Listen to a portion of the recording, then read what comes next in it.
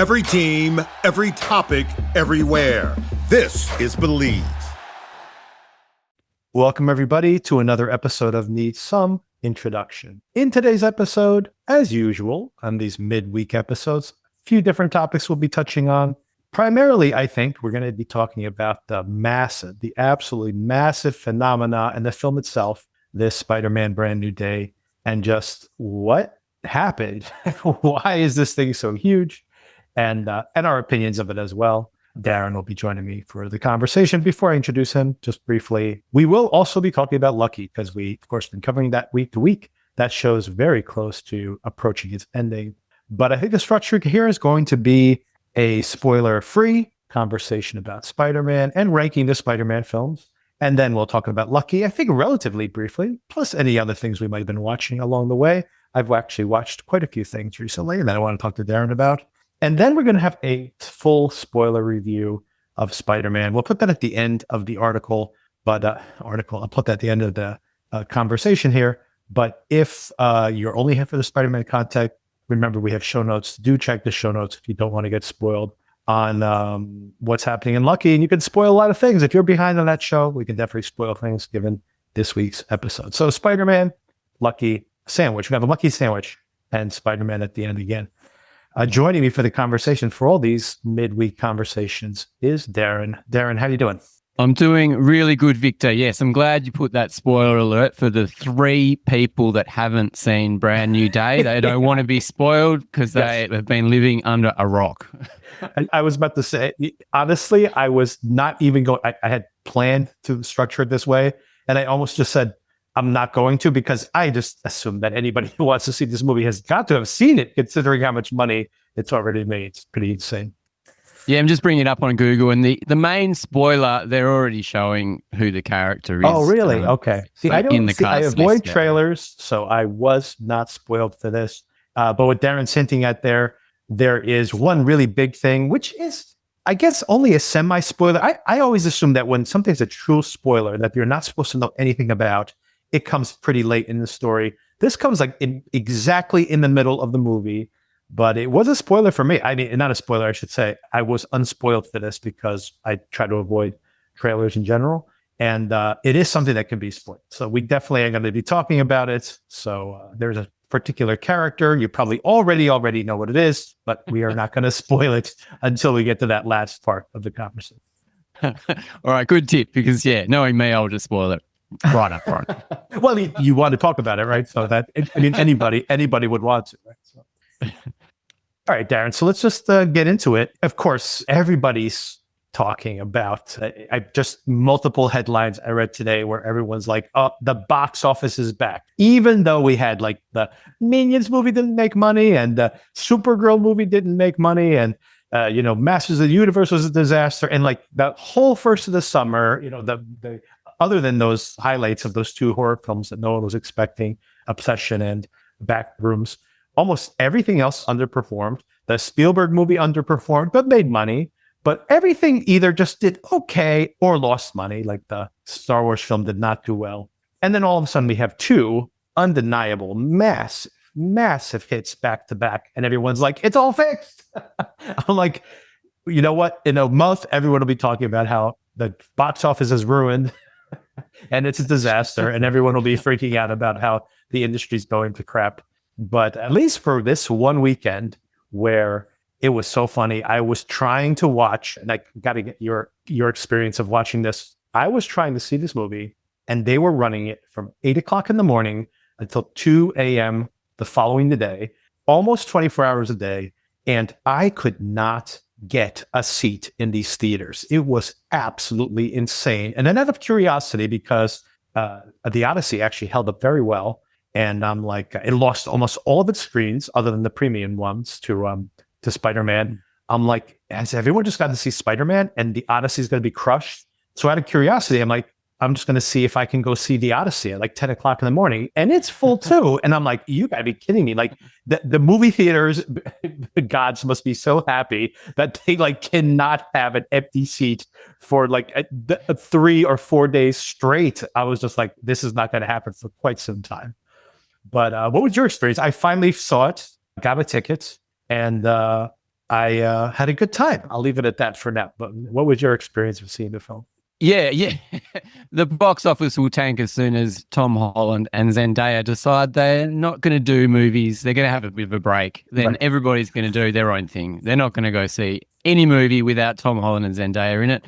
Yeah, we managed to get seats a few days before. I found 3 seats together, stuffed in the corner on a big screen. And yeah, we had a good time with it. The youngest kid, as soon as it finished, he goes, "Oh my God, 5 out of 5. That was the best Spider-Man movie I've seen ever."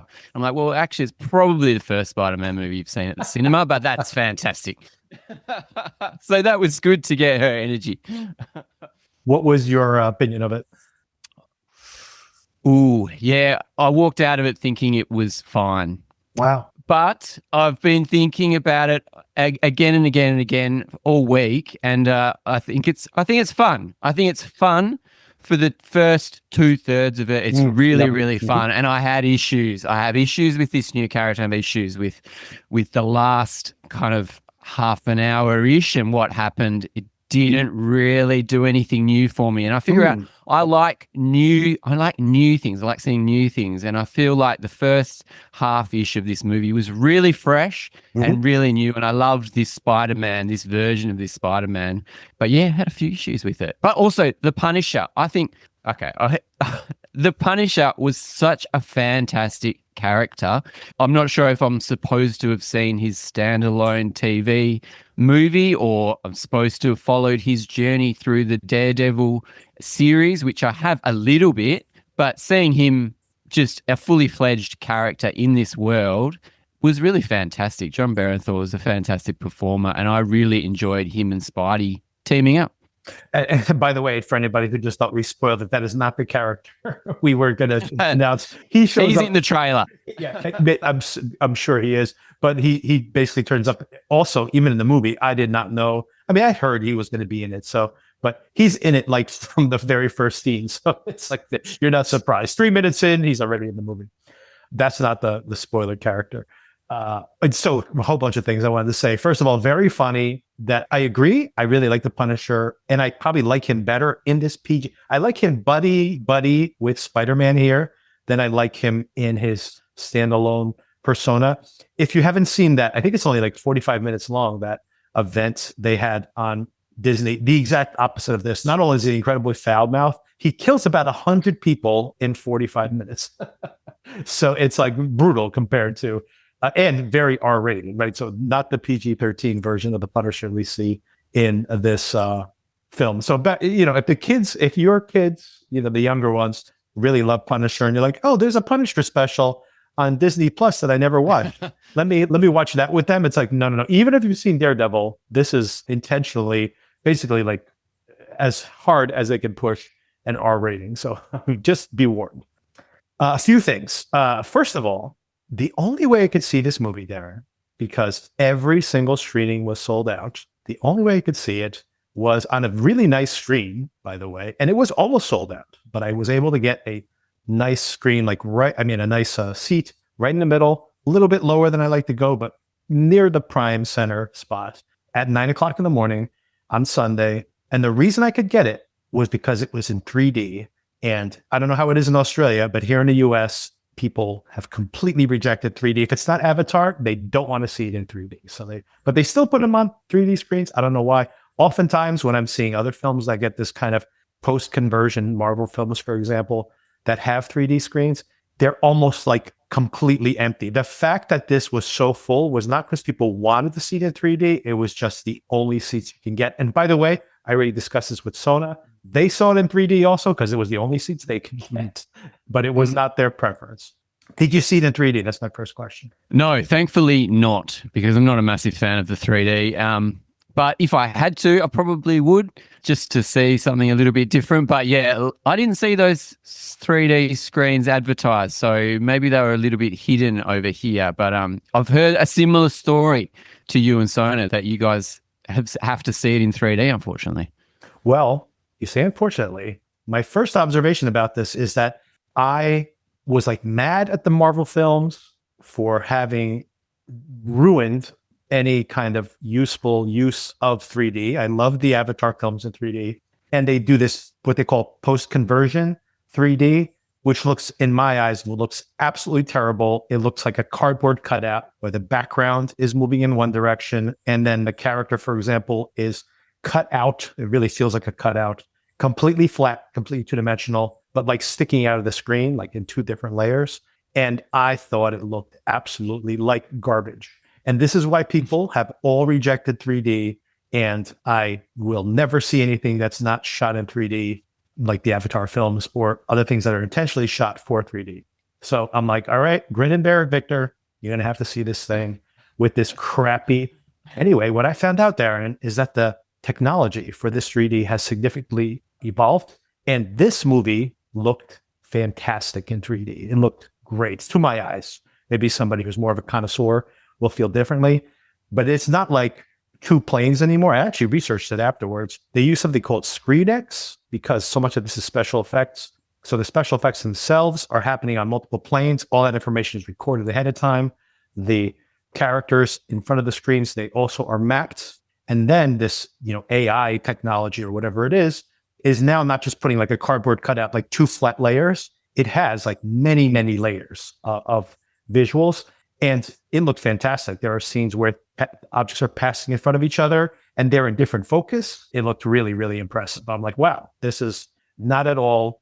Again, I have avoided watching these things. The technology has significantly improved. And like the swinging sequence early on when he jumps off that building and we go into his mask.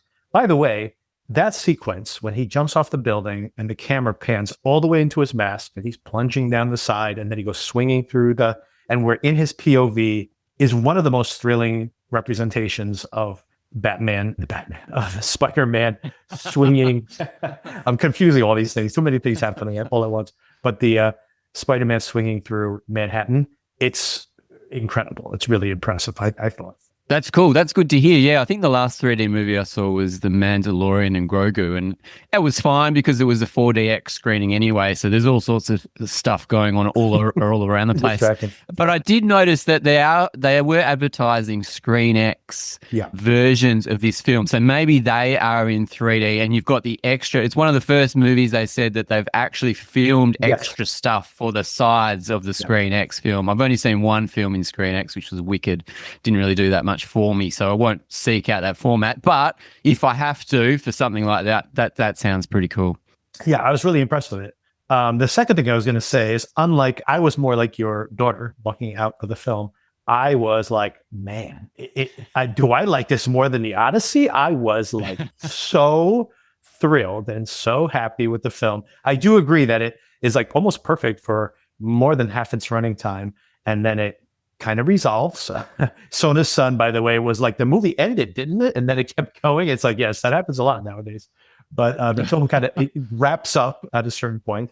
But then for me, all that emotional payoff came in that last section. So I actually thought it really worked really well for me. I was so thrilled walking out of the theater. And Darren, I had such your opinion of the film increased. It was so funny. I walked out of the theater so high, so thrilled. And then, like, by the time I got home, I started taking some notes about it. Like, most of the film had like fallen out of my brain by the time I got home. And then I started to realize that, when I was putting my thoughts together, that it's funny. Like, in my mind, I'm like, it has somehow bypassed all the bad Marvel script issues. But then I realized it actually has all the same Marvel script issues with the cramming together, introducing the characters and all this. You really need to have a pretty high barrier of entry, knowing this other Marvel stuff to really appreciate so many things that are being introduced into the story. But my big but here is that I think the direction, and I've already complimented this director for doing such a great job with Wonder Man and with Shang-Chi. I think the reason I love this movie so much is because I thought the emotion really pays off. And he has such a deft touch that even when we're obviously shoehorning in the Punisher and this other character, which we, again, are not going to mention yet, that there's so much work being done to build out. It really feels very light on its feet. Like, I was really just loving the film, like just the experience of watching it for long periods of it. And I just think that like it's those little touches, not only the emotional connection that obviously, I mean, Zendaya and Tom Holland love each other. When you see them like on a press tour together, they just have these like inside jokes and they're laughing together and everything. And guess what? Surprise, surprise. They got great chemistry when they're on screen together. Right? So anyway, that stuff really works. And he's great as Spider-Man. We complained, you and I, about his performance in The Odyssey. That was maybe not one of the stronger performances. He's so great as Spider-Man that maybe it's a curse for him because he may not be able to expand beyond this role, but he's just perfect as Spider-Man. And and the direction, like I said, like the beautiful realization of him jumping off those buildings, the thrill of it, the swinging through the canals of the city, the really awesome, let's say, his coming to terms with his full power towards the end of the film. The visualization of that is just so incredibly good. I just really loved the direction. I just thought it was like one of the best directed of all these Marvel films, in my opinion. That's cool. Yeah. We've seen that guy. We've seen how good he can do stuff with Wonder Man and that kind of thing. I thought one of the best things in all of these Marvel movies happened right at the end of this film. I'm not going to spoil it, but it was just a small moment right at the very end between two friends. And it almost brought me to tears. It was just so beautiful the way they executed that right at the death. I was like, it almost turned everything around for me. I thought that was just absolutely brilliant. As soon as the credits started rolling, most of the cinema broke out in applause, which is very, very rare here. I know that's common in other countries. Like in Ireland, I think they do that for every movie. And every time a plane lands, they all clap. But here, they don't do that. We don't show emotion like that. So the fact that people broke out in spontaneous applause was amazing. And then also people just stayed in their seat to wait till the end of the credits, which I used to do, but then I was always disappointed by the little stings they have after the end of the credits. I'm like, I'll wait to watch it on Disney Plus to find out what actually happened there. And again, it was disappointing because it always is. It was disappointing, yeah. But the fact that everybody stayed, then we stayed because that was just the thing that you did. But yeah, Tom Holland, he's still a boy, isn't he? He still acts like a boy, which is what you need. Well, he's almost 30 at this point, but yes, he's playing, I guess now he's playing, this has been like 4 years, right? They're all out of college, but he's still, theoretically, if they're out of college, they're like 22, 23 years old at this point in the film. So it's still not a huge gap, but he's almost 30 years old now. So it's, he's a little bit aging out. It's funny too, by the way, because now, of course, there's no way that the next, I'm pretty certain he's in the Avenger film coming up, and there's no way that they don't make another Spider-Man film, which I'm pretty sure they'd already had him agree to it ahead of time. But at this point, they would throw $200 million at him to make another one, apparently, right? This movie's going to make $2.5 billion is what the estimate is right now. So there's no way they're not going to throw cash at him for another film. And he's getting very, very well paid for it. But he said, I do not want to be playing Spider-Man at 30. And I'm like, my friend, you will definitely play Spider-Man at 30 years old. They're going to back the truck up. Oh my God. Yes. Yeah. Him and Zendaya both will she'll get 50 million. They'll get 200 million. It'll be some insane amount of money, I'm sure. And that's completely fine when the movie makes $2 billion. Yes. That's going to be, that works out. Yeah. So that's great. Yeah. The final words on the screen were Spider-Man will return. Yes. But it didn't say whether he's going to return in his own standalone film, but I will definitely expect to see him in Doomsday. And the fact that he's such a draw, maybe a little bit more of a beefier role in this huge Avengers movie coming up, but we'll see. Yeah. It's funny, after the Avengers ended, and spoilers for the wrap up of the Avengers, folks, even though Robert Downey Jr. is coming back, spoiler again, it's somehow you don't know that, but there was a big concern of like, what's going to happen when Iron Man is not part of this universe anymore? And I was like, what is the replacement for Iron Man? They kind of wanted Doctor Strange to be that because it's very much Iron Man coded anyway, Tony Stark coded. So I think that's what the direction they wanted to go in. But if you're like, what is the one? Obviously, now he's bigger than the Marvel universe in general. What do you need to be like the cornerstone of the next chapter in Marvel? It has to be Spider-Man, right? Spider-Man is bigger. I am almost certain that first of all, this Spider-Man movie will help the Avengers film do better than they expected it to do, because a lot of people were worried that it was going to flop. Now I'm pretty certain it will do at least solid business, but I don't think it will outgross this Spider-Man movie. This movie is insanely popular. And it's an incredible phenomenon that people love this Spider-Man character so much, and especially love Tom Holland as Spider-Man. Yes. I mean, I've seen the Doomsday trailers. I've seen it's coming out around Christmas. Of course, I'm going to see it. But there's this new character, Doctor Doom. He's in the title, and we haven't seen him yet, apart from a tiny little scene in Fantastic Four, the recent Fantastic Four. We haven't seen him. We haven't seen Robert Downey Jr. Everybody's going to be keen to see him, but the fact that he hasn't been introduced yet, we don't know what this huge Avengers movie is about.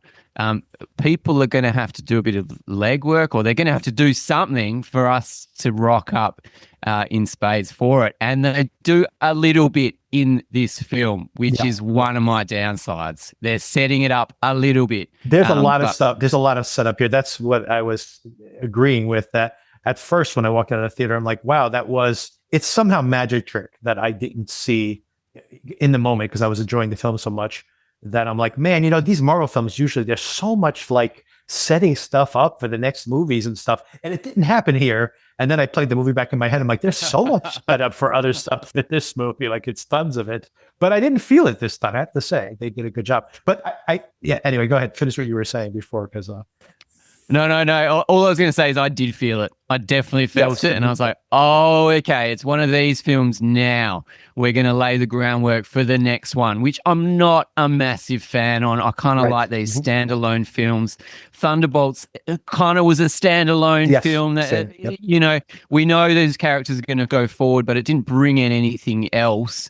Yeah, and this one, it felt like a bit of a slog going, oh, okay, we're going to have to lay the groundwork for this next one, which I was a little bit off on.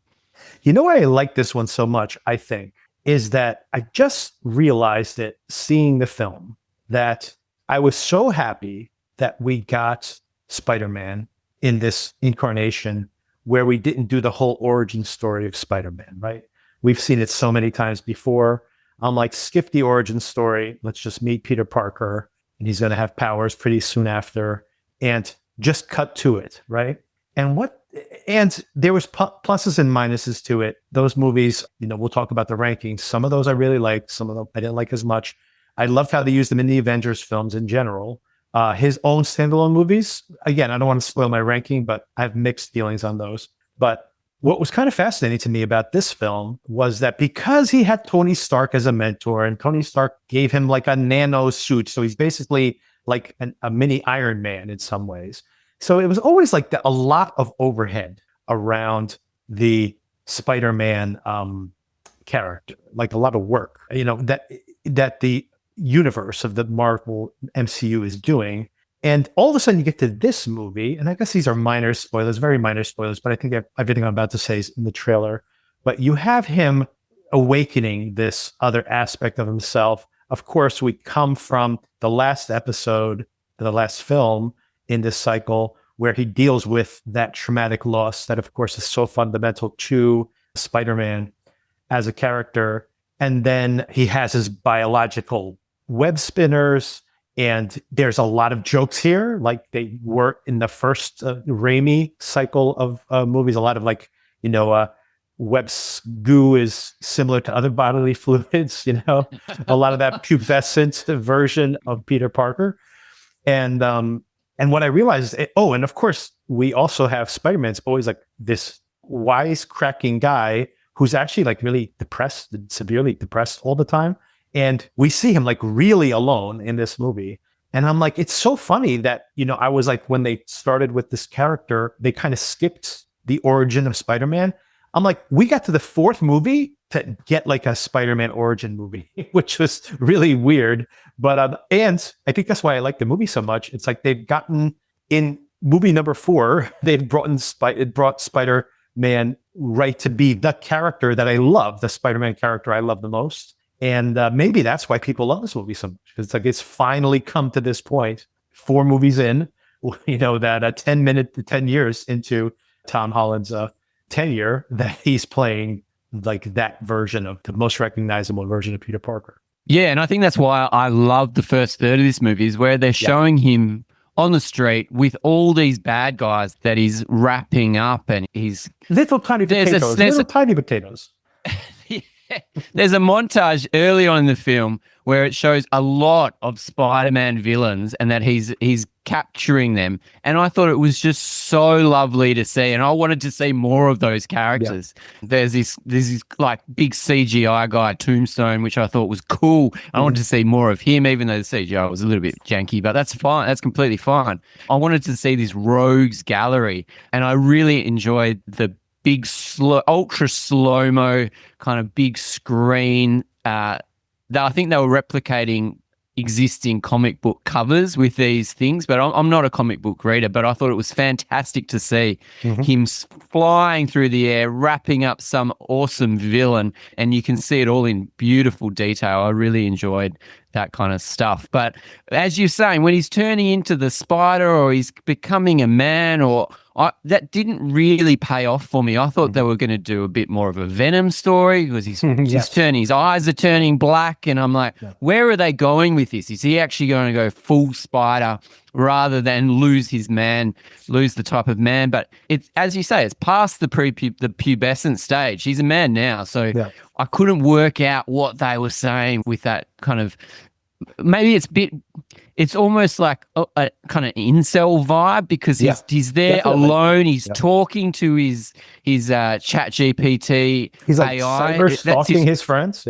Yeah, that's his only friend is his computer, and stalking his friend. That's right. He's obsessed with watching their TikToks and following them, but he's not in their lives at all. So maybe that's what they're trying to say. He's becoming a more evil version of himself because he's isolated and he doesn't have that connection. Yeah, and it's, I think that's exactly what's there. And like Detective Wolf, the Wolf, I think her name is. I'm thinking about that. They played that TV and a radio song, Needle Drop, with Wolf and Me. So, and then right before they introduced your character, which was an interesting correlation. But she warns him about that, right? That he's isolating and that he's like kind of losing control of it. But and she goes, well, what's happening to you? What's causing this? But I think that that's what's supposed to be represented there. It's not only the isolation, it's that he's like, I can do this all on my own. And then when he has near miss where he kind of feels like he sees, I mean, this is a minor spoiler, I guess, but he sees MJ. This is very early in the film. And when he runs into her again, that's when that night is when he has his little web event. And so that is, I think there's a direct connection there, that it's like, it's awakening that frustrated part of himself. But like you said, it definitely also is that, multiple characters in the film tell him that like that other part of him is not to be suppressed. It's just him becoming the thing he really is. And he doesn't need to necessarily suppress it. He needs to accept it, right? And that is also what's being represented there, which is more of that adolescent story, right? That pubescent story. But it's, like you said, it's a little late for him, but maybe he's a late bloomer.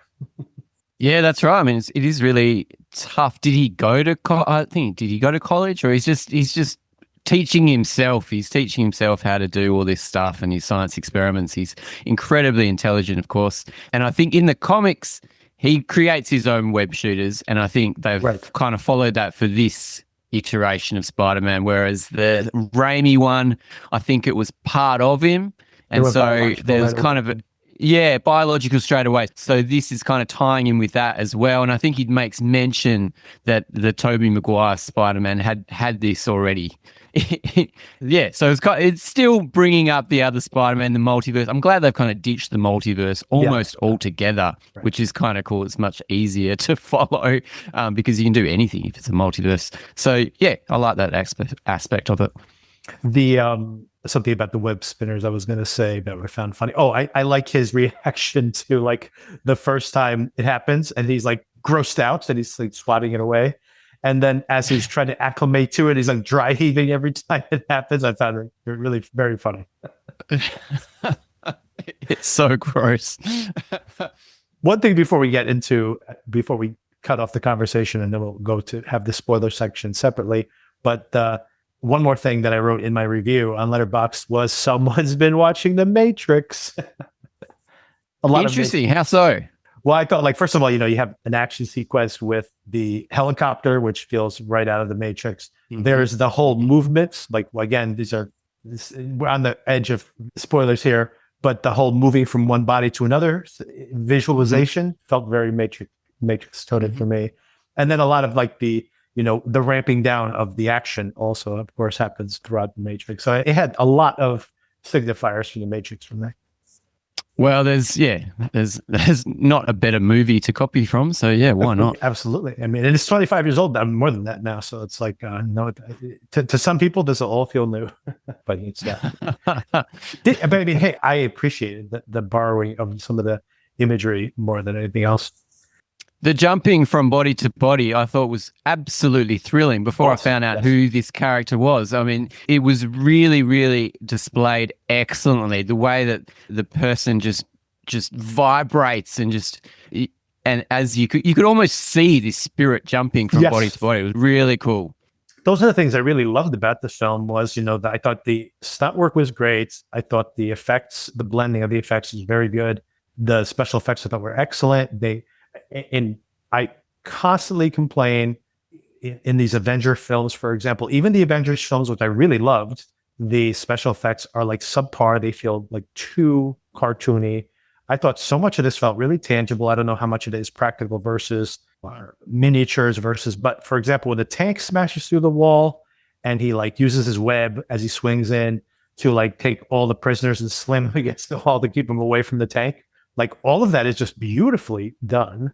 It doesn't look CGI or too CGI at all. And I just thought that I really appreciated that. But most importantly is the movement, and everybody, again, this happens very early in the film, but there's somebody that we don't know throughout most of the film that can move from one body to another. This is why I mentioned the Matrix reference, that it's like Agent Smith is able to move from one body to another, although you see him emerging, but in this case, it's invisible, but it's so beautifully choreographed, right? Like where you see, even in a crowd of people, this person moving from body to body, it's so well done, really impressive. And even just the way it's blocked, like for example, when people are in two different levels and you see like someone like up above, when they leap into their body, it's really cool. It's really well done.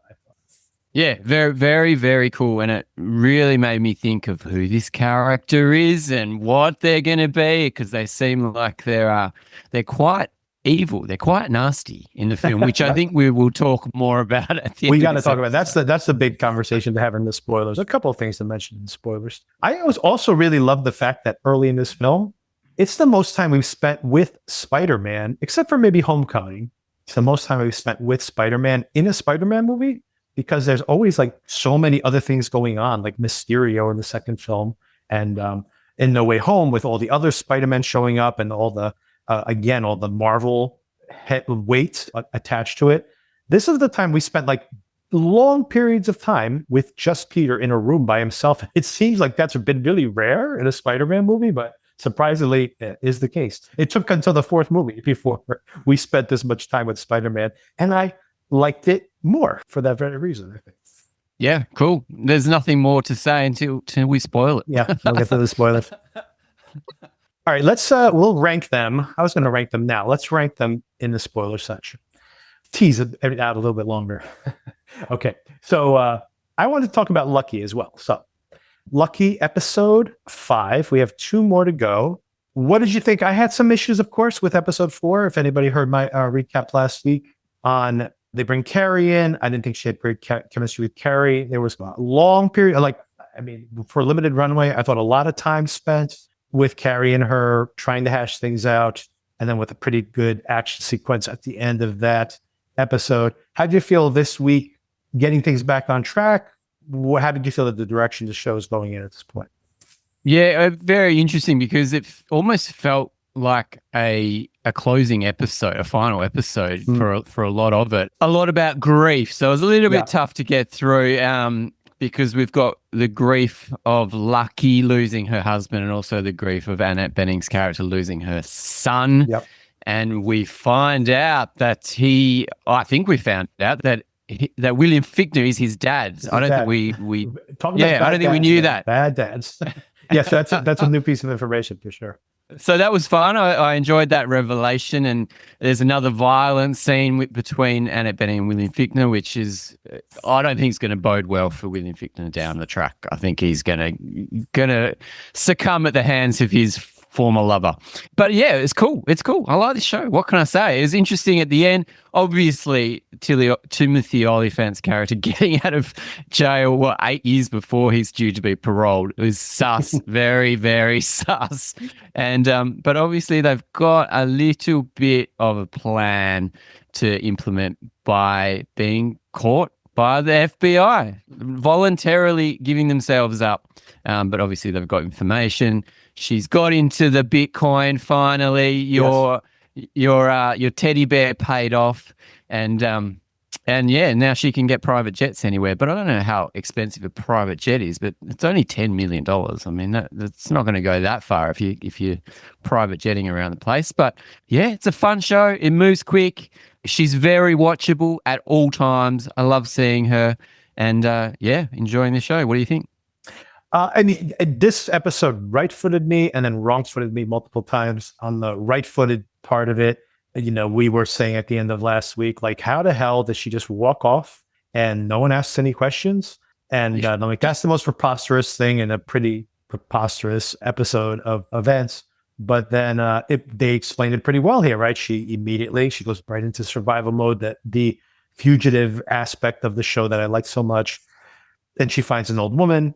And she says, she's my grandmother. Can I jump in the ambulance with you? So, of course, she, again, has just disappeared in plain sight, which I thought was excellent. The part that wrong-footed me was when she ends up in the hospital. My wife just said this, so like literally right before we got on this call, she watched the episode. I saw it last night. She watched it right now, right before we got on. So I got to rewatch it. And she says, how did no one spot her in the hospital? And that was a big pain point for me yesterday when I watched it by myself. I completely agree, because I'm thinking to myself, great thinking to like show up with this woman and then like to sneak away, because, there's a lot of casualties. These people have created a lot of destruction in the streets, right? So a lot of bodies are rolling in all at once, but she can sneak away. But then they go and, she passes out and they put her behind this curtain, like they put her in the OR, I should say, or the ER. And and I'm like, there's no way in hell that the cops would not be like, check check for any kind of injuries at the local hospitals. And that's the first thing they do, because they look for, obviously, if something happens, they're looking for anybody with bullet wounds, because there were a lot of shots going out. So someone might have been hit with a bullet. So they always go looking immediately for anybody who might have turned up at an ambulance. And she was not shot. And someone could just say, hey, she's just that woman's daughter, the granddaughter over there. But like we said before, there is no way no one's going to pull back that curtain, see her there, and know immediately who she is, because she's like the most recognizable person on the planet Earth, practically. So I'm like, okay, how did she unless she was passed out for less than 5 minutes, this seems to be super difficult to believe. But I've got to agree with that. Absolutely.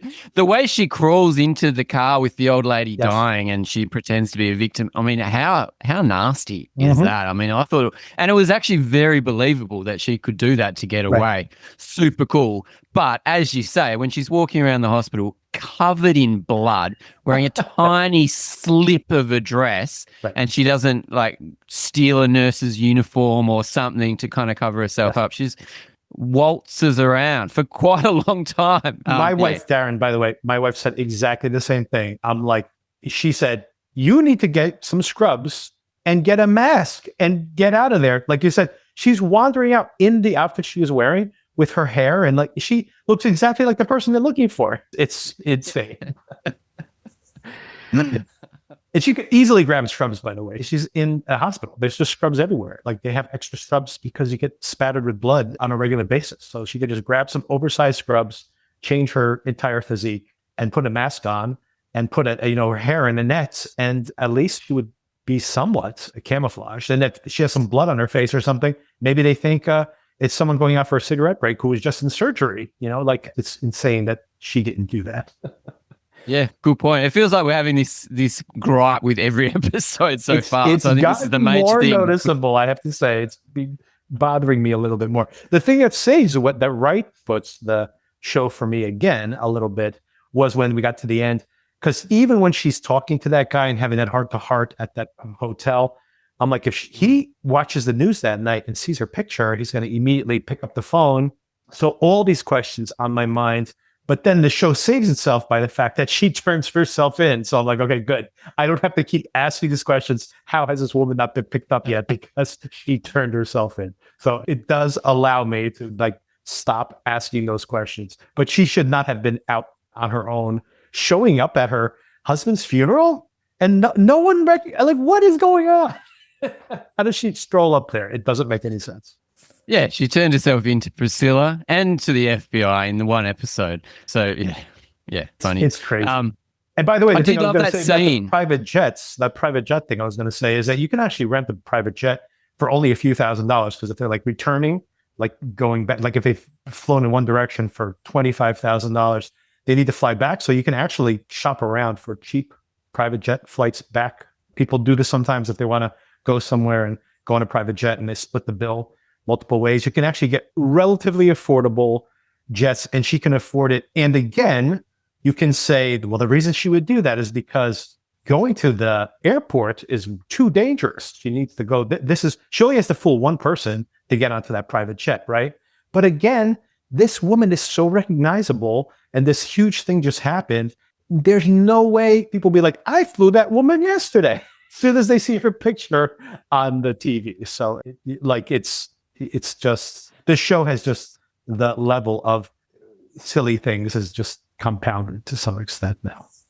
Yeah, that's interesting. Okay, well, all right. Well, next time I go to the US, I'm just gonna look for a private jet just to tick that one off the bucket list. I did love that scene where she's in the hotel bar with the guy trying to get back to his daughter. That was quite touching. I love her actually telling the truth because it's just so freeing for her because her life is just constantly telling lies and creating tricks and getting away with stuff where she finally let her guard down. It's actually quite beautiful to see and he was quite receptive to it and yeah, well, it was cool. I actually love that scene and I don't know if this was the intention of the writer or not, but one of the things I love about that scene is this questioning of whether she even understands her own nature because she tells him the truth and she goes, I normally would be making up some story to manipulate you and to give me money and this and the other thing. And then he goes, that's not what you're doing now. And then she stops for a second and she kind of laughs to herself and she's like, no, I just wanted to tell the truth for once. And then it made me think for a moment, and maybe, like I said, maybe the show's not as sophisticated as I'm giving it credit for, but I did wonder in that moment if it's like simultaneously she does get to tell the truth. And yet, because of the way this guy is, this is how he manipulates her. So it would be an interesting, or how she manipulates him, I should say. But I think that's an interesting aspect of it, that it's like she might be telling the truth and yet he might pay for her bill also, which is the desired effect, right? Yeah, beautiful, isn't it? Yeah, you tell the truth to set yourself free, but you're still scamming the guy. It's still a scam at the same time. It's just she can't get away from it. It's the scam of the moment. So yeah, I thought that was really definitely the strongest part of the episode, but yeah, you have to kind of, accept a lot of baloney to get through that for sure. I also have to say, not to just continuously complain, but I did also find the fact that, yes, we do get to see the two women really broken up by Carrie's death initially, but then they're kind of just like on with their plan. Like, Dad, good to see you out of prison again. And, they've both kind of gotten past Carrie surprisingly quickly is what I got to say. Yeah, that's true. Yeah. Well, getting access to the money smooths over a lot of problems. Yes. I did love, Timothy Olyphant when she finally said that she got the money, and he was just such a proud dad. Yeah, that was a nice moment. My favorite performance in the entire episode, by the way, was that guard who releases the Timothy Olyphant's character, and is like, he's like in the middle of doing his push-ups, and he's like, "You're free. Come on, let's go." And he's like, "Why am I being set free?" He's like, "I don't know." Just, you gotta go. And then he's like, has this ever happened before? He's like, nope. But this guy's just like, I don't care what's going on. It's what's going on. You get, and he's like, Just so another that's it? day. And he's like, that's it. He's like, your tab's outside. But I love this guy. He's just like, I don't care. Has this ever happened before? Never has, but I don't ask questions. You're free. Go. Don't ask questions. Go. I did like that he got his cool vintage clothes back and his vintage Rolex that no one snaffled while he's been in jail. He just gets it back, gets to go out in his own cool Timothy Oliphant style, just to leave prison and go, okay, what's next? Where are we going? Head west, and I'll think about it. And of course, we have that one flashback scene, which I think is thematically what's trying to be explored going forward, which is the Lucky as a girl saying, asking her dad, are we bad people? Right. And he's like, well, everything is relative. Everything's relative. Like the cat's not bad when it's killing the other animal. It's nature. So, I mean, that's a very pragmatic, not pragmatic, very convenient way to look at things. But I do like the fact that we're seeing that Lucky might have more scruples than the rest of these folks. But yeah, and I honestly don't know. Of course, they're like, I have a plan. And she turns herself into Rand and police swarm. And he's like, are you sure about this? But apparently whatever she told him does make it feel like he's enough on board with this to sacrifice his potential freedom here. So we'll see how it all plays out. Only 2 more episodes. So it's, despite, man, it's been rough these past couple of weeks, I have to say. We are very close to the end. So very curious to get to the end. Yeah, I'm not sure what's going to happen from here on out, but they've obviously got a plan. They did introduce another parent-child relationship with Rand and her daughter. So I'm not sure if they're trying to say something more with that. They seem to have a pretty normal-ish relationship. So I'm not sure if there's any of that going forward, continuing that theme. Not sure. There's also the other part of it when he asks her, well, who let me out? And she says it was Rand, and she seems pretty confident about that. And she's like, but I have more cards to play. Rand thinks she has all the cards, but I actually have more cards to play. So I don't think, like, from my observation of the show up to this point, I don't know what that is. I think that's been hidden from us. So if there is something more, another shoe is going to drop, we haven't seen it yet. I assume it's going to be something of some way she's going to see if, and I think this is what Rand really wants, to be able to take down that organization in some way, right? And then the trick of it, of course, is how does she get that money or get to keep that money, which is now in crypto. So, I mean, theoretically, she should be able to, maintain most of it. Like, she's taken $100,000 out for her to, I guess, keep going in this meantime, but there's still $9.9 million sitting in that account waiting for, for her to run off into the sunset with her dad, presumably at the end of this whole thing.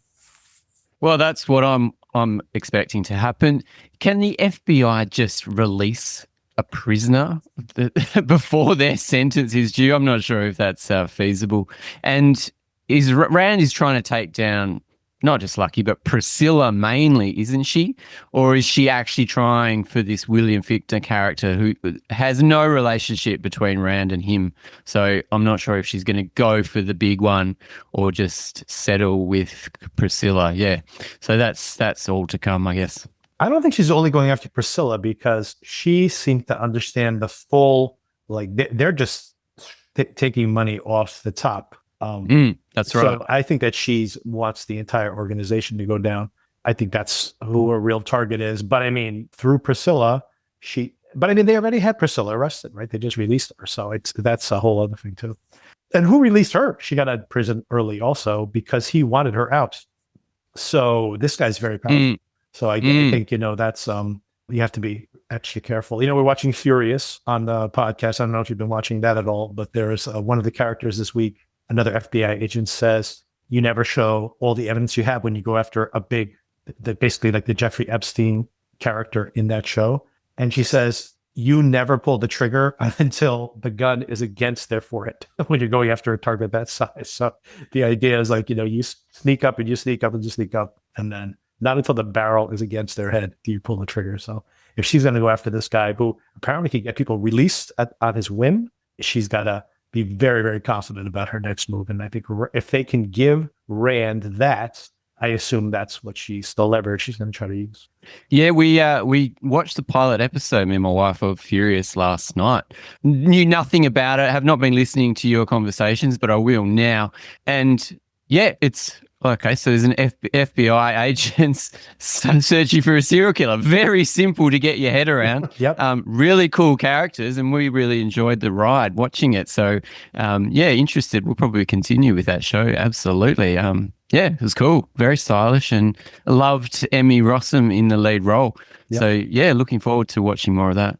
Yeah, it's been very popular on the podcast as well. So I think people are starting to watch it, and it's pretty exciting stuff. I had some logistical questions in the middle of the season as well. So I guess these shows in parallel, we've been watching them both and had a similar trajectory, although that one has bothered me less than this one.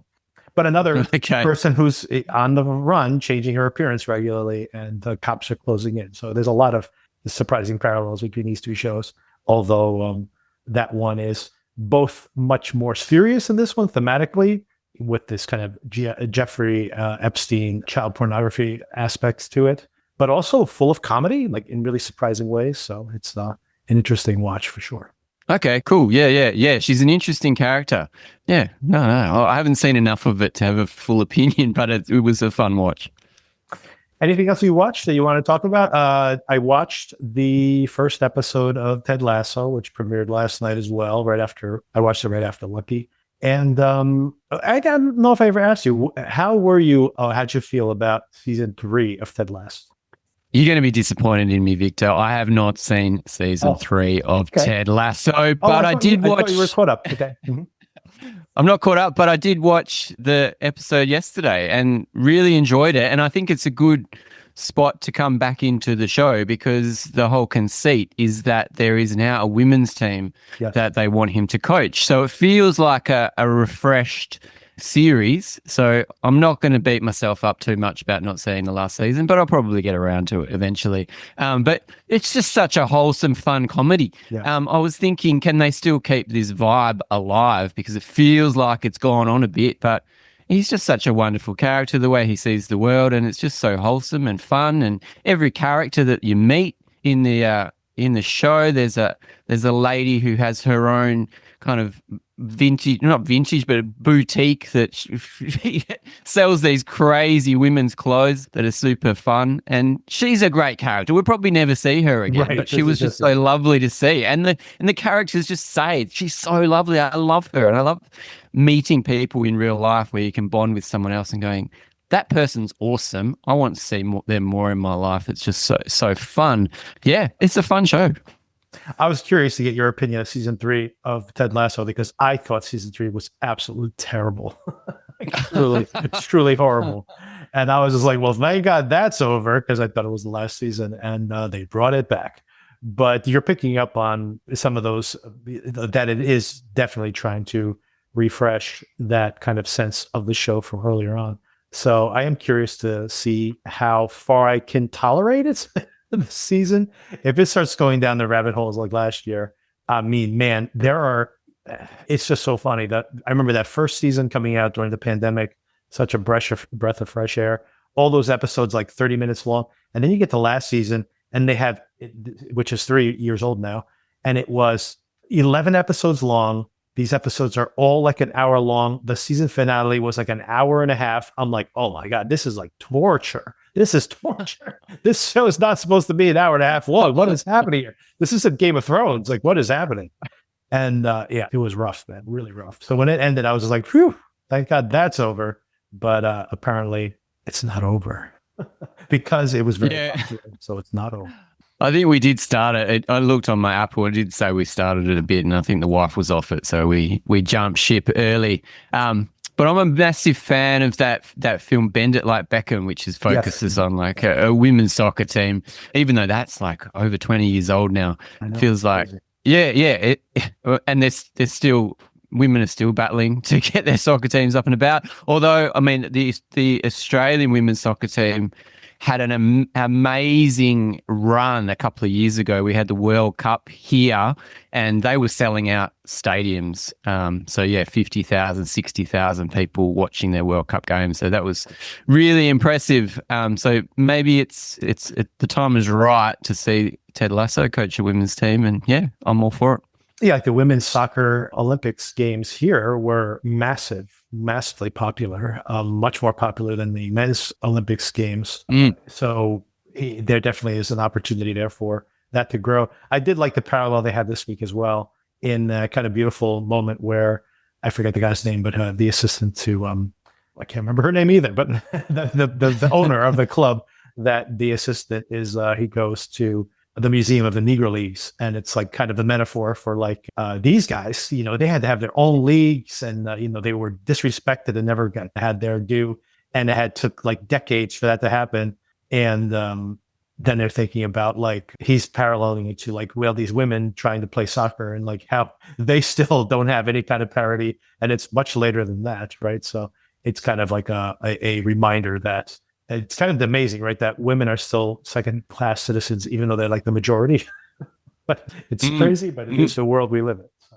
Yeah, I thought it was a cute parallel, and they do it so lovingly that it worked for me, I must say. But 40-minute episode was perfect, so hopefully they continue that. Yeah, and let's not do the 1.5 hour episodes anymore, please, people. It sounds excessive. Do you have a hard stop, or do you want to talk? You want to rank your Spider-Man movies? Yeah, let's do a bit of ranking. There's quite a few Spider-Man movies, so I think it gets a bit murky for me after the first 5. But let's have a chat about that. Okay, let's start at the bottom. Do you have your worst? Do you have them ranked? You're ready to go. I have my letterbox in front of me, so I'm ready to go. If you need some time, I can start. Ready to go. Worst Spider-Man that I've seen is Spider-Man 3. Tobey Maguire doing his dancing, part Venom, with his emo hair, not into it, didn't like it, almost unwatchable after about halfway through that movie. I have a different one. I'm surprised you went with that one, which not that surprised, but surprised only the fact that my least favorite movie, a Spider-Man movie, is the Amazing Spider-Man 2, the McCarthy second one, the last one that what's his name? I'm looking for it. Andrew Garfield, I should say. Of course. Which, and by the way, loved Andrew. I like him in general. Loved him in No Way Home. My favorite part of No Way Home. But man, Spider-Man 2 is absolutely awful. It's introducing this Sinister Six, like all these super villains. They were supposed to have their own movie. It was just a disaster. The only positive thing that happened was that movie was such a disaster that this is what got Sony to actually partner up with the MCU to bring Spider-Man to the MCU. So it's maybe the best thing that happened was the disaster of that film. But man, what an absolute disaster that movie is. Oh, yeah, I think I've seen it only once. I can't even remember the Sinister Six. All I can remember is that Electro was in it, but maybe he was in the first one, the Andrew Garfield one. I think he's in the second. I think so. He also had, what's his name as Rhino, was what's his name? Paul Giamatti. Oh, Giamatti. Yeah, okay, all right. Yep. Rings a bell a little bit. It's pretty forgettable. It's bad. What's your number 10? I guess we have 11 movies here. What's your number 10? We're not including Morbius and Venom. We talked about those briefly, but I'm not including those. Okay. Just the 11. I love it. Spider-Mans. I love Venom, by the way. I love that first one. Yeah, what you said, Amazing Spider-Man 2 is there. Is your next last, yeah. Yep. My number 10, even worse than Spider-Man 3, and this is going to be an unpopular one, is Spider-Man Far From Home. This is the one that takes place when the blip has happened in the universe.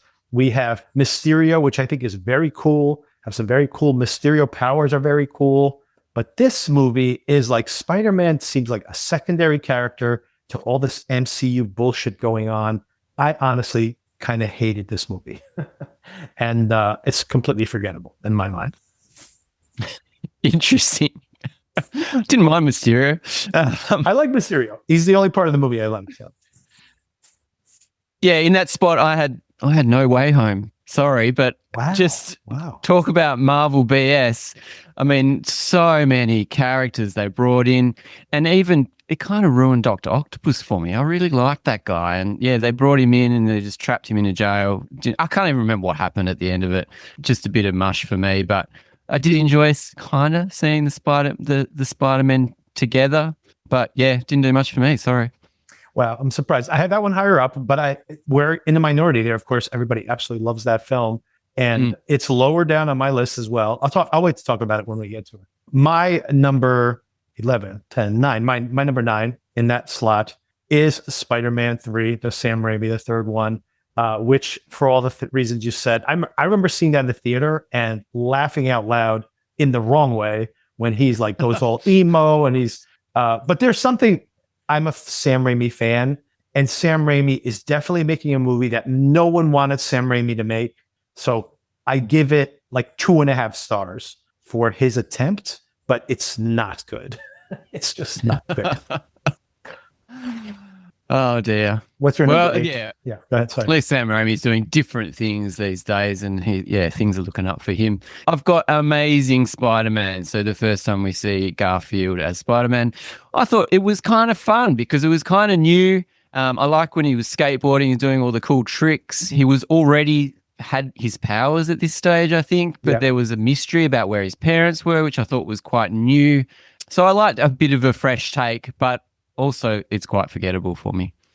Yeah, I have the exact same movie. We synced up for the first time. That's The Amazing Spider-Man. First time Garfield shows up. Yeah, I like the casting. I like the chemistry. I think he was dating Emma Stone at the time. I like that casting. They had good chemistry. But I like the skateboarding aspects of him using his powers that way.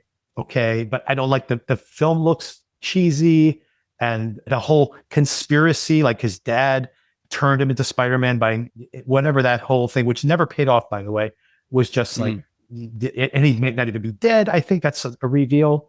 Anyway, didn't work for me. So it's not good. Yeah, I feel like if there was a third one in that series, then it would have all paid off. Maybe. They just didn't. Maybe. I don't know. After the second one, I'm not sure there was any turning that thing around. What's your number 7? I've got Far From Home. Yep. You've already mentioned it, the whole Mysterio of it all. Quite like that it was in Europe. It was set in Europe, wasn't it? Yeah.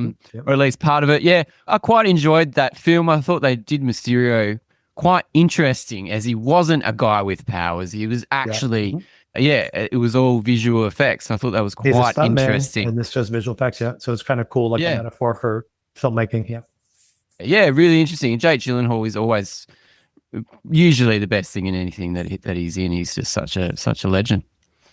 This is where I have No Way Home, and it's funny. I didn't rearrange this at all, and I had put it here because that movie always hit me the wrong way. I love the guys together. I love all the chemistry when they're all together in the same room, when they're dealing with their losses and reminiscing about the losses they have. It's really beautiful.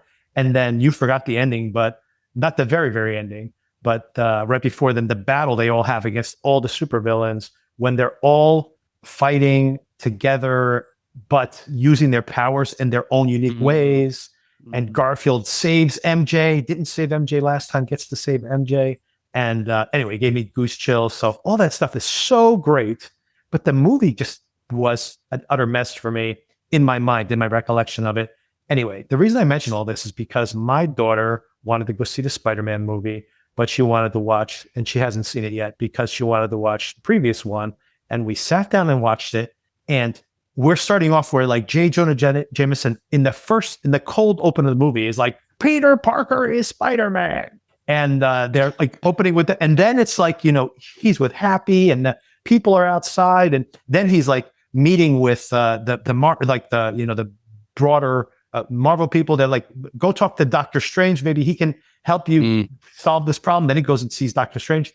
And my daughter was like, are we watching the right movie? And I'm like, you're right. What the hell is going on in this movie? Like, if you don't know, like if you have not seen 20 MCU movies, the first half hour of that movie is like, what the hell is going on here?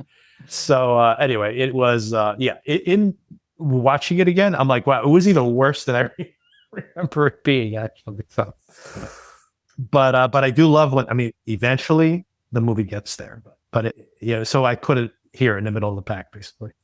What's your number 6? Yeah, fair enough. It's Brand New Day. That's where it is for me. It may be rising higher, but that's where it is. Yep. Interesting. Okay, my number 6 is Spider-Man, the first Spider-Man, the first Raimi Spider-Man. I have serious problems with this movie. Even when I saw it back in 2002, before the whole Marvel craze took over, and this thing had almost like a 100% Rotten Tomato score, and I went to see this thing.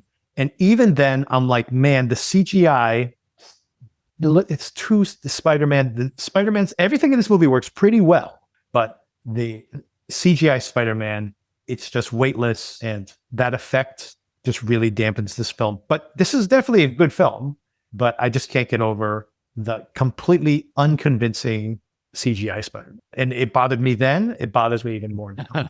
That's my number 5, the original Spider-Man, the Sam Raimi one. It's a great origin story. I'm a sucker for origin stories done well, and I think that felt very authentic. Apart from the web shooters, and it did feel like a kid, a Peter Parker. I really enjoyed watching it.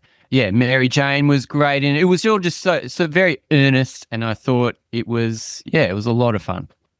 My number, that was your number 5. Okay, my number 5 is Spider-Man Across the Spider-Verse. That's my number 5. And I know this is very low for people in most people's estimation. The way I feel about this film, and what I would say is, this is like how you're complaining about Brand New Day. I'd say about the first 75% of this movie is pretty incredible. And then it doesn't end. It gives me a cliffhanger for another movie. And that bothered me so much that I subtracted over a star from this movie. And I feel like they could have just ended it. And I like the hook for the next film, but don't leave me on a cliffhanger. And then literally, by the way, telling me that I'm going to have the next chapter of this movie within 6 months. And it's been 3 years now? We might get it next year. It's like a 4-year delay. So anyway, I feel like it could have easily been a much better film without that ending. But I do love Miles. It is a little chaotic. All the multiversal stuff, beating all those Spider-Men all at once is a little overwhelming for me, but I can imagine how thrilling, like my nephews, for example, absolutely love this movie. So I understand the appeal of it, but I feel like I can judge this better, and it might go up my rankings once I see the completion, once I see that final film. But for me, this is an incomplete film, and I put it down at number 5. That's my number 4. We might actually get the Andrew Garfield part 3 before we get the part 2 of this one. Yeah, we've talked about it before. I remember getting the physical ticket as I was walking to the cinema, and on the ticket it said part 1. And I was like, are you kidding? The film is about 4 hours long, and it still doesn't get to the conclusion. Oh, geez, very impressive. And I really enjoyed watching it, but I haven't seen it again because it's just such a chunk of time. But yeah, it's a really cool film, and I love the animation.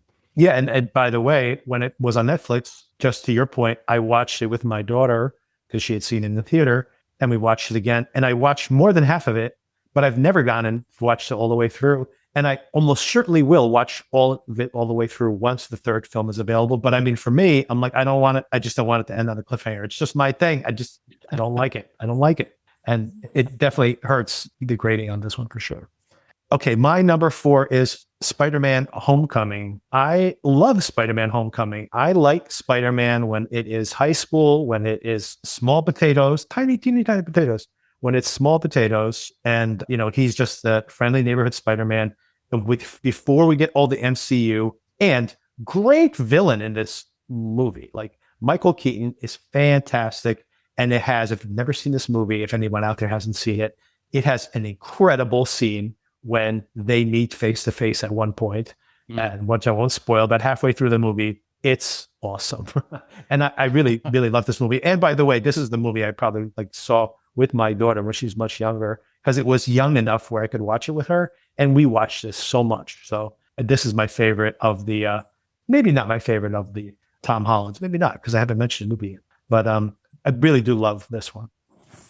Yes. This is my number 2 for me. So we're almost at number 2. So I'll have a bit of a comment on this. So I just love it. It's so new. It's a fresh Peter Parker, new actor, Tom Holland, never seen him before.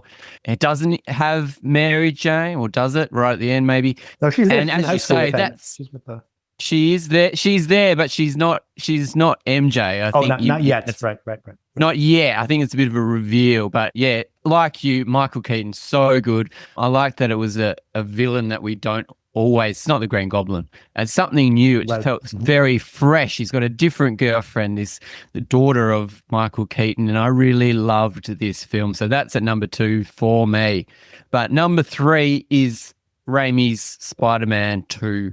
I thought when it came out, it was the best superhero movie that had ever been made. I loved the character of Dr. Octopus, and I thought it had just some booming sound when he used his little machine there in that warehouse that he was having. And I think I saw it twice in the cinema. I was so impressed.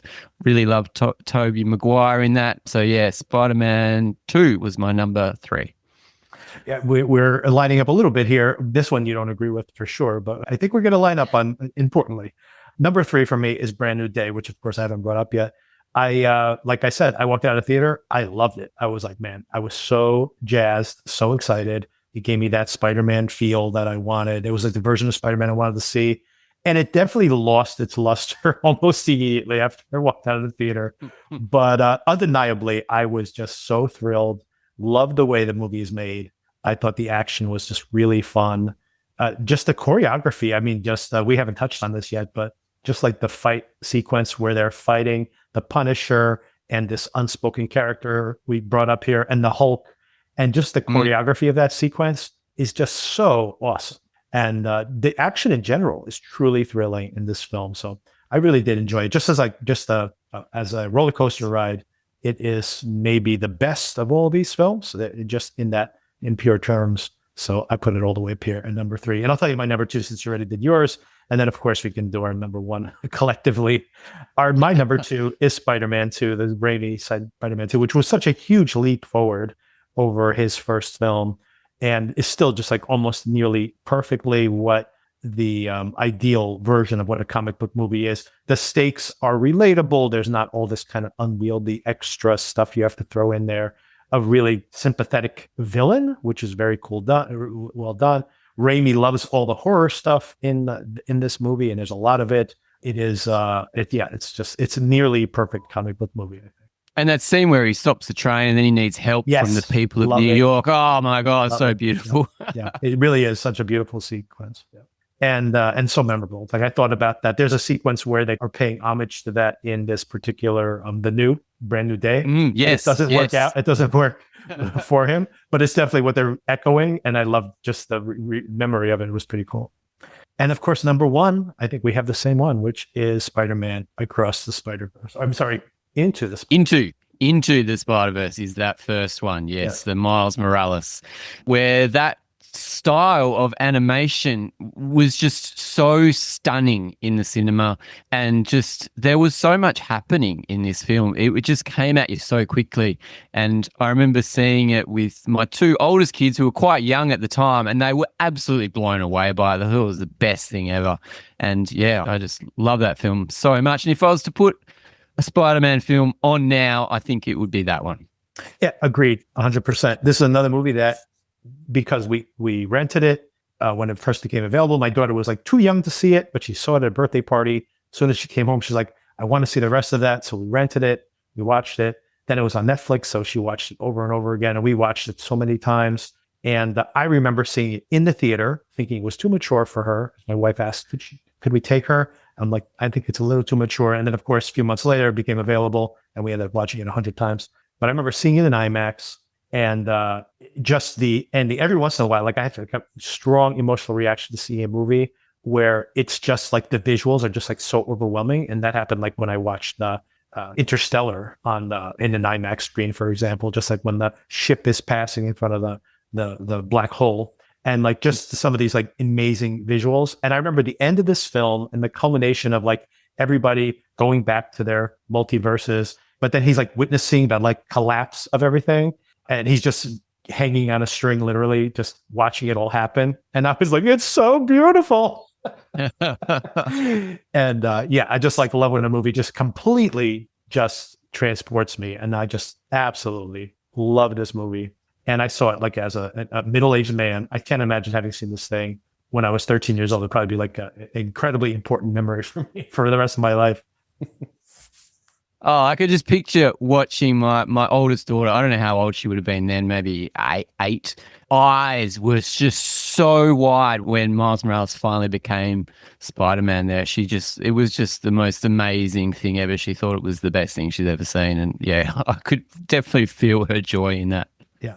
And that is definitely number one of these. And an incredible, I mean, you go through that history of this series, just incredible. This character is so profoundly popular for generations now, and it's truly remarkable. And Brand New Day, of course, it's I wouldn't have can't imagine that. I honestly, early on when the tracking was so high, I'm like, it can't possibly make more money than the other film, which had all the Spider-Man in it, right? Just the nostalgia play there is so massive, and that came like after, on the heels of them, when the MCU was still near its peak or at its peak. And I'm like, it can't be. And I'm just shocked by the success of this. Although I see the appeal of the film. Like, I was knocked out by it in the theater, like as an event. I thought it was really, didn't let me down.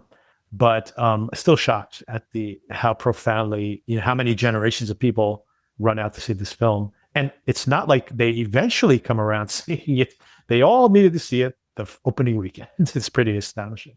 Well, maybe I'll go see it again. I feel like it's a bit too low on my list. It needs to be top 5, so maybe I'll see it again and it'll rise. Can we spoil it now? Yes, let's get into the spoilers if you have the time. So let's do it. Let's do the spoilers. Spoilers for everybody. We're going to talk about it. I mean, everybody's seen this already, but here it is. So, of course, the incredible body jumping villain, question mark, of this piece is Jean Grey. So, wow, here we go. We have introduced another X-Man into the universe.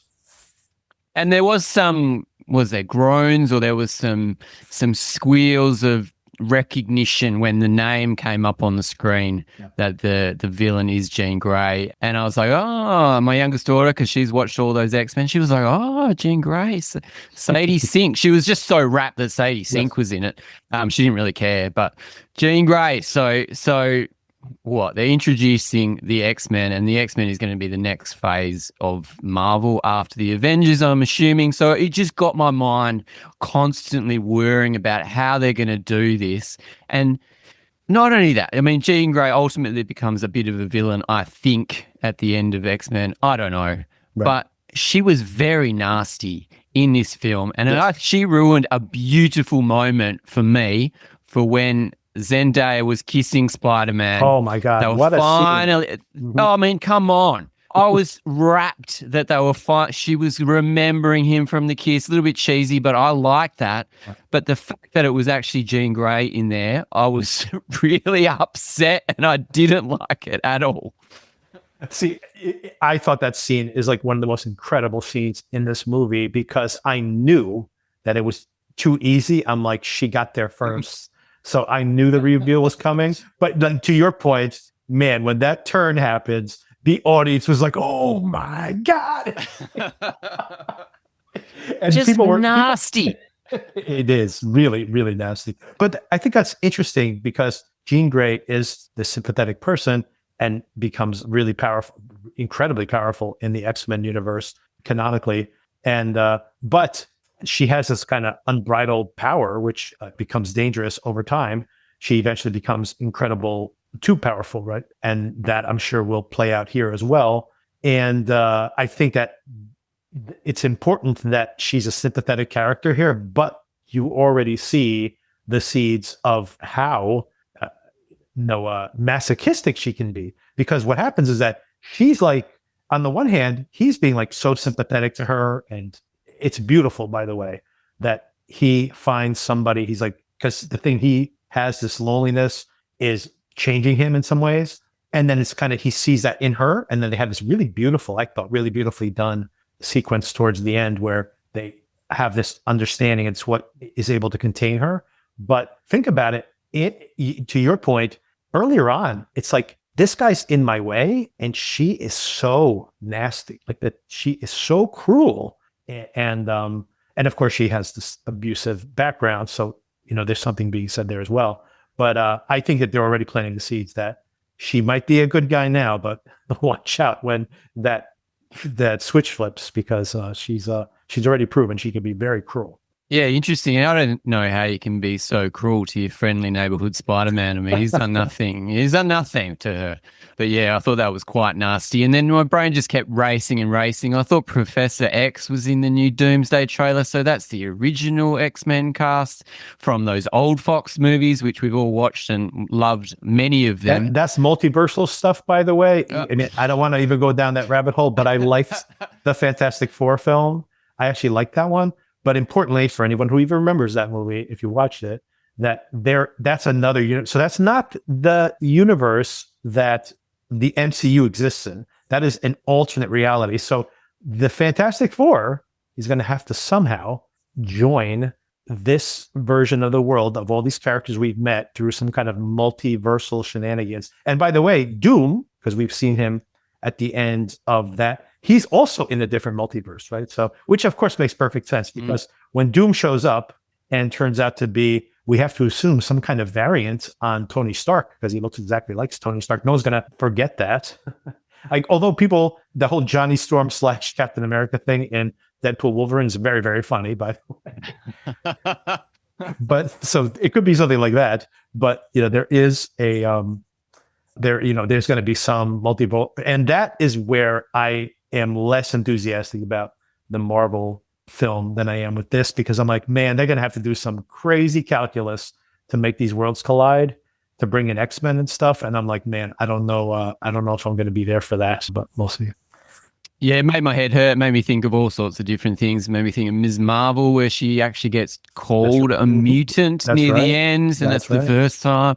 So, it just made me think about all the homework that I've done over all this decade of Marvel films, and I didn't appreciate it. And I was also thought the final bit of Spider-Man where Sadie Sink or Jean Grey, she makes a bit of she affects all these people in some kind of radius.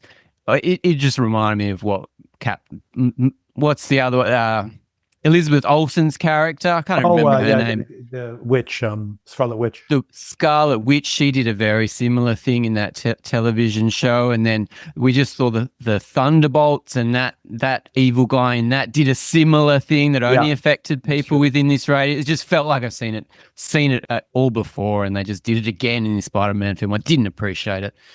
So I was off it. The last third, I was off it. Sorry. Well, those might be, that's the other thing about all those characters. I don't know if Scarlet Witch is coming back, but definitely the villain in, if you want to call him a villain, in the Thunderbolts is coming back. But there are some like massively superpowered characters that are coming. Again, I worry about Marvel always having to be like we went from like the Marvel films where everyone, it's like the world is at stake, or some world is at stake. Like there's a giant city that's about to squash another city, like it was all that kind of stuff.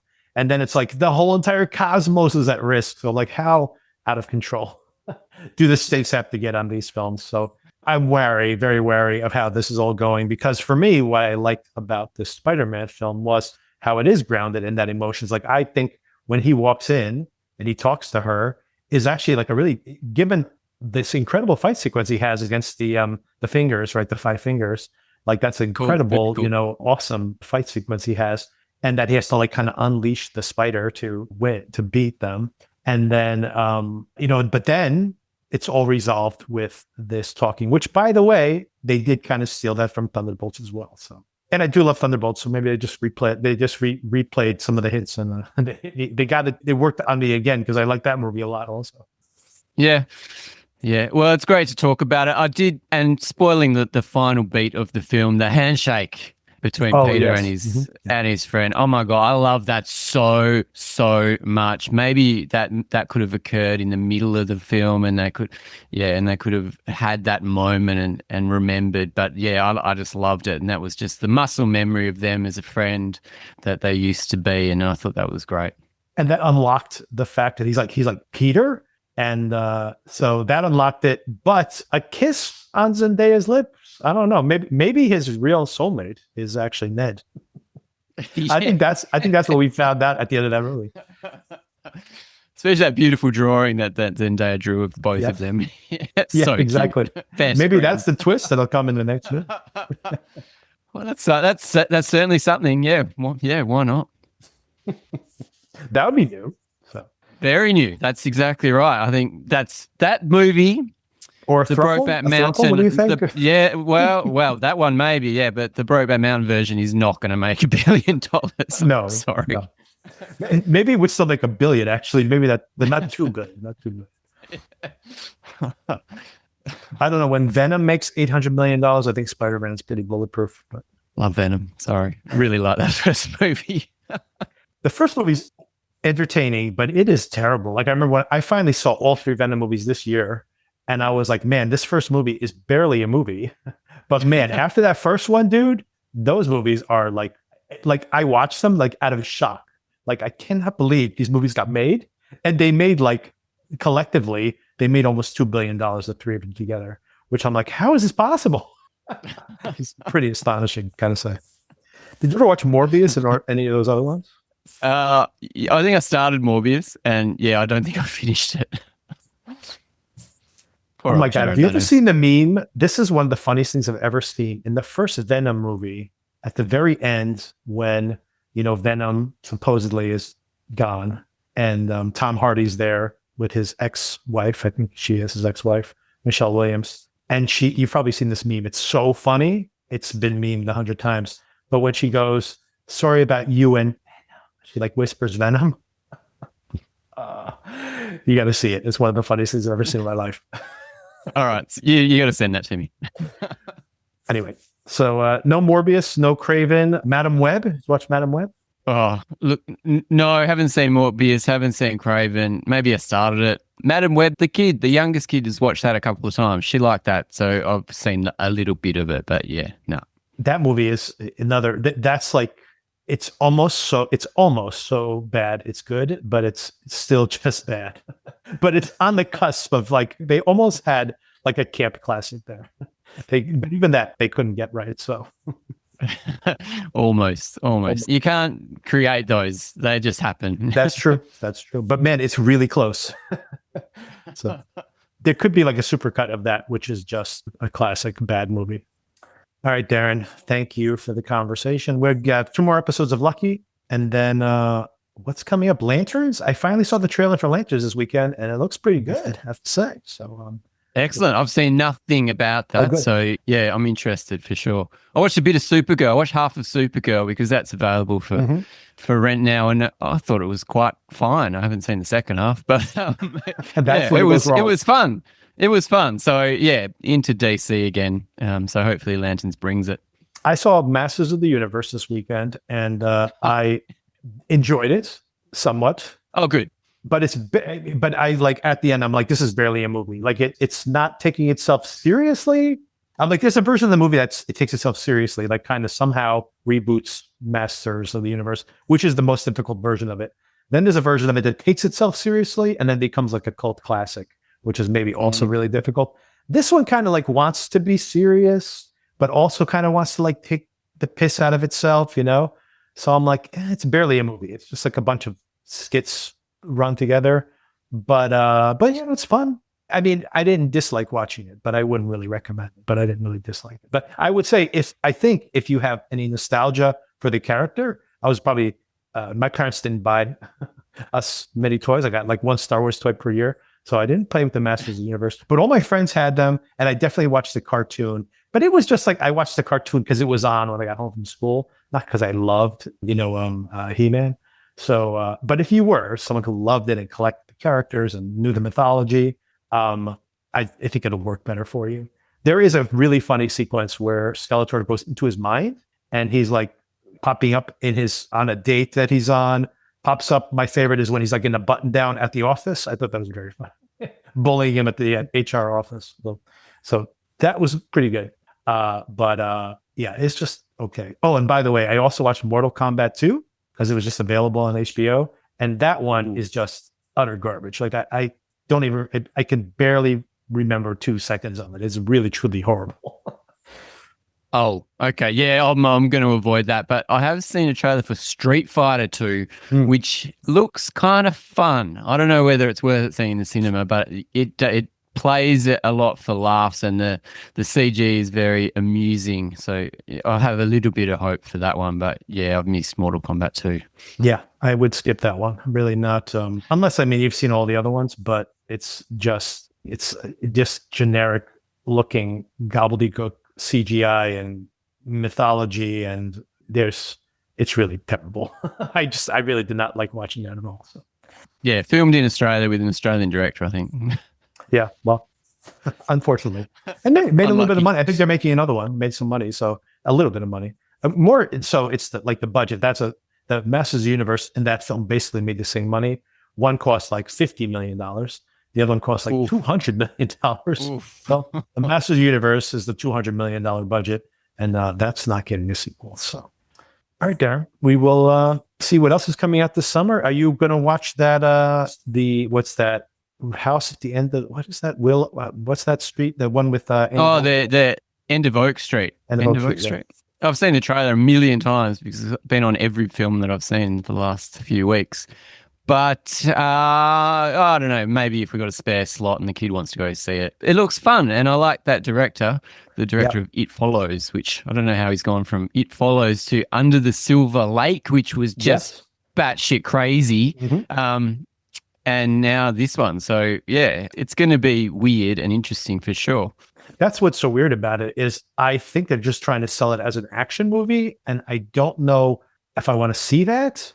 But like you said, this director, I think, speaking of Andrew Garfield, I think that Under the Silver Lake is a great film, like a really, really misunderstood film. I think it's like when you think about that, how ahead of the curve it is for the conversation about incel culture, but also conspiracy theories. And I think the film is like actively engaging with that really, really toxic. It's all about, if you want to read it, even though it doesn't take place in current times, you want to read the entire film and watch through the lens of it's all about like Epstein and conspiracy theories and incels and like internet rabbit holes.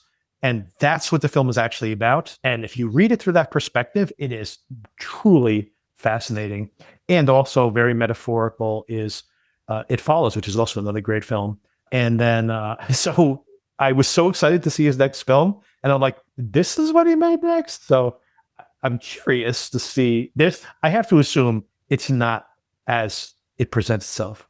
And that's really not how his movies are anyway. So maybe I'll give it a shot. But I think it's the only thing being sold.